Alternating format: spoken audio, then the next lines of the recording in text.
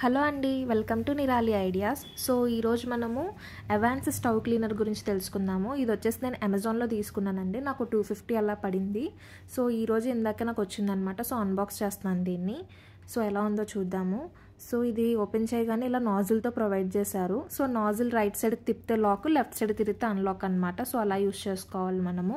So దీంతోనే మనకి scrub కూడా ప్రొవైడ్ చేశారు, రెడ్ కలర్ స్క్రబ్ రెక్టాంగిల్ షేప్లో.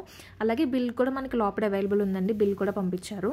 సో ఇప్పుడైతే దీన్ని నేను కవర్ తీసేసి స్ప్రే చేసి చూపిస్తాను, మీరు కూడా చూడండి. సో ఫస్ట్ అయితే కవర్ తీసేసాను.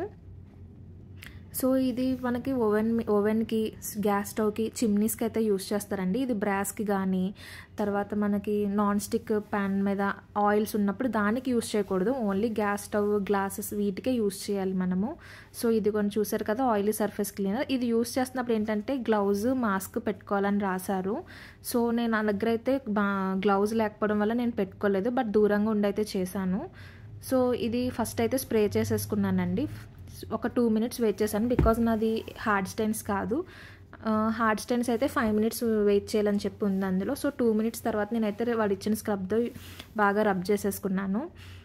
సో ఈ 2 burners యూస్ చేశానండి క్లీనింగ్కి. నేను అవతల వైపు యూస్ చేయలేదు, డిఫరెన్స్ చూద్దామని. చూస్తున్నారు కదా. సో స్ప్రే చేసిన 2 minutesకి అయితే బాగానే క్లీన్ అయిందండి. ఇది ఫోమ్లెస్, సాఫ్ట్ టెక్స్చర్, అంటే లైక్ ఆయిలీ కాకుండా సాఫ్ట్గానే ఉంది ఇది. సో చిన్న చిన్న పార్టికల్స్ రిమూవ్ చేయడానికి నేను టూత్ బ్రష్ అనేది యూస్ చేశాను ఇక్కడ. ఎందుకంటే స్క్రబ్తో కంప్లీట్గా రిమూవ్ అవ్వదని చెప్పి టూత్ బ్రష్తో కూడా నేను తుడిచాను. సో బాగుంది, సాఫ్ట్గా ఉంది, యూస్ చేయొచ్చు ఈజీగానే ఇంట్లో హ్యాండీగా. సో ఒక 2 minutes ఆగి మళ్ళీ స్ప్రెడ్ చేసుకుని మళ్ళీ స్క్రబ్ చేసుకున్నానండి, కంప్లీట్గా పోవడానికి. తొందరగానే పోయినట్టు అనిపించింది. ఎక్కువ ప్రెషర్ అయితే పెట్టలేదు నేను కూడా, సాఫ్ట్గానే ఉంది కాబట్టి. చూస్తున్నారు కదా, ఇలా చేసుకున్నాను. మాకు ఏంటంటే గ్యాస్ స్టవ్ కింద ప్లేట్స్ లాంటివి ఇచ్చారు, దానికి కూడా చూసుకున్నాను. బ్రాస్ కాబట్టి నేను బర్నర్స్కి అయితే యూస్ చేయలేదండి. నాన్ స్టిక్ పెనం కూడా యూస్ చేయకూడదు అన్నాను కదా, ఇదైతే గుర్తుపెట్టుకోండి. ఓన్లీ చిమ్నీస్కి, దీనికే యూస్ చేయాలి మనం. సో తర్వాత టిష్యూతో క్లీన్ చేసుకున్నాను. చాలా మురికైతే వచ్చింది టిష్యూస్ తోటి. తర్వాత నేను ఏం చేశానంటే ఒక స్పాంజ్ తీసుకుని దాన్ని రన్నింగ్ ట్యాప్ వాటర్లో పెట్టి బాగా పిండేసి తర్వాత దాంతో వెట్ మాప్ చేసుకున్నాను. నాకు గ్యాస్ స్టవ్ మీద వాటర్ పోయడం ఇష్టం లేదండి. సో నేను ఎప్పుడు కూడా వెట్ మాపే పెట్టుకుంటాను. సో ఇప్పుడు కూడా ఆ ప్రొసీజరే ఫాలో అయ్యాను, వెట్ మాప్ చేశాను.